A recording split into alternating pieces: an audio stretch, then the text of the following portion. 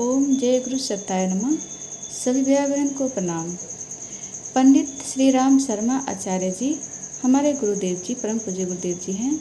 उनकी लिखी हुई कहानी क्यों दुखी है इंसान, ये हम आप लोग के साथ लेकर आए हैं। इस कहानी को अच्छे से सुने और अपने जीवन में समझे कि सही में इंसान अभी के युग में क्यों दुखी रहता है। हर कुछ पाने के बावजूद भी इंसान हमेशा दुखी क्यों रहता है। इसी पर हम कुछ ये कहानी लेकर आप लोग के साथ आए हैं, क्योंकि पढ़ने में हर किसी को मन नहीं लगता और बहुत लोग तो जो पढ़े लिखे नहीं हैं उन्हें ज्ञान की ज़रूरत है, तो उन्हें कैसे ज्ञान दिया जाए। तो मोबाइल तो आजकल हर किसी के पास है, तो इसी के ज़रिए अपने अंदर ये कहानी सब सुन सुन के अपने अंदर विचारों को बदले और अपनी जीवन को बदले, अपने जीवन को एक अच्छी मार्ग दिशा दे।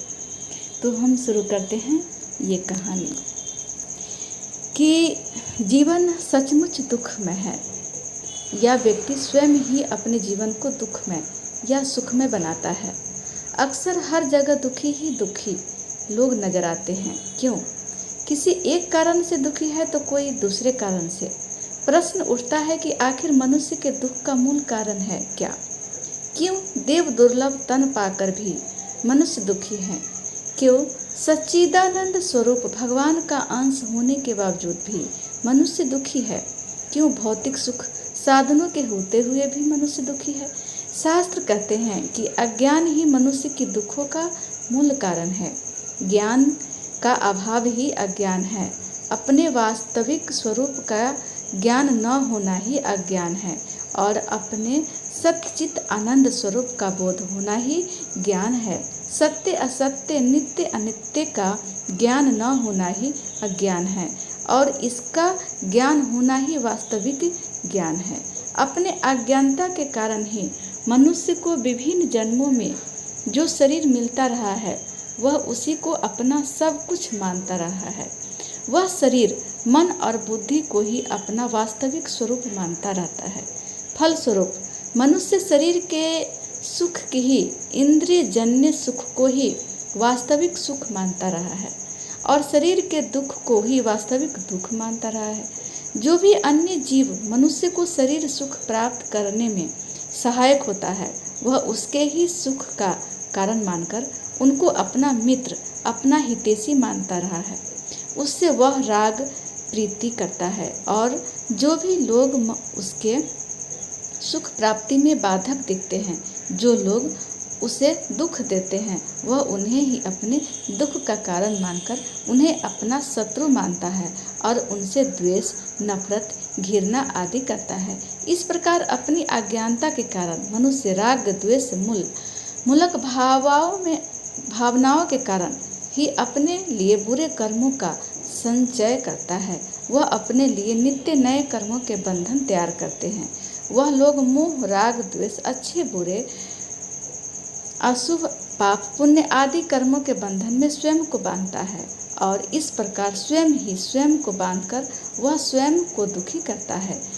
वस्तुतः मनुष्य स्वयं को शरीर मानकर इंद्रिय सुख के लिए अच्छे बुरे, पाप पुण्य, शुभ अशुभ आदि कर्म करता रहता है। सत्य तो यह है कि जिस शरीर को वह सब कुछ मान बैठता है वह शरीर नाश्वर है, क्षण भंगुर है। वह शरीर कभी भी कहीं भी छूट सकता है।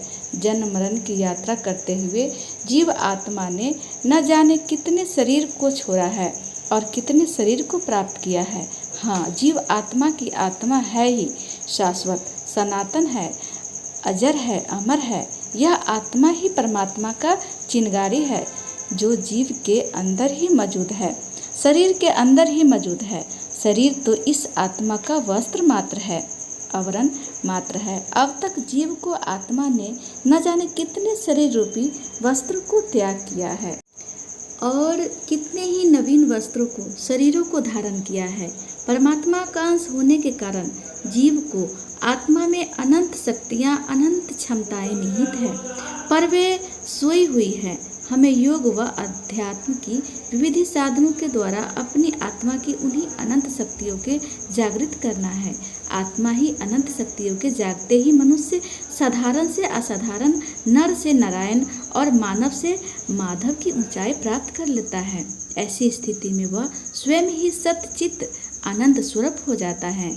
उसका जीवन अनंत उमंग व उल्लास से भर उठता है। तब वह राग, द्वेष, हर्ष, विषाद, मान, अपमान, जीवन मरण आदि दृढ़ों से ऊपर उठ जाता है और साक्षी भाव से, दृष्टा भाव से रहते हुए अनासक्ता भाव से अपने कर्तव्य कर्म करता है। उसका जीवन ही आनंदित हो जाता है। अपने शरीर को नश्वर और अपनी आत्मा को परमात्मा का अंश मानते ही हमारी मनोदशा बदलने लगती है, जीवन दृष्टि बदलने लगती है। आत्मा की अनंत शक्तियों की जागते ही हमारे शरीर, मन, प्राण, बुद्धि आदि सभी दिव्य होने लगते हैं, ईश्वरीय होने लगते हैं। यह धारा ही हमारे लिए दिव्य धाम बन जाती है, स्वर्ग जैसी बन जाती है। इसलिए हम देहा अभिमानी नहीं, आत्म अभिमानी बने। देव परायण नहीं, आत्म परायण जीवन जिए, क्योंकि आत्म परायण जीवन से ही मिलता हुआ सच्चा सुख, शाश्वत सुख। हम देह की उपासना नहीं बल्कि देह रूपी देवालय में प्रतिष्ठित आत्मा की उपासना करें, परमात्मा की उपासना करें। हम देव शक्ति छोड़ देव ईश्वरीय समर्पित जीवन जिए। इसी के साथ हम अपनी बात को ख़त्म करते हैं। ये कहानी अगर आप लोग को अच्छी लगेगी तो हम गुरुदेव जी की और अच्छी कहानी, अच्छी ज्ञान की बातें आप लोग के साथ शेयर करते रहेंगे। इसके लिए इस चैनल को सब्सक्राइब कर लें और हर वीडियो को पूरा सुने और एक लाइक कर दें। इसी के सभी भाई बहन को प्रणाम।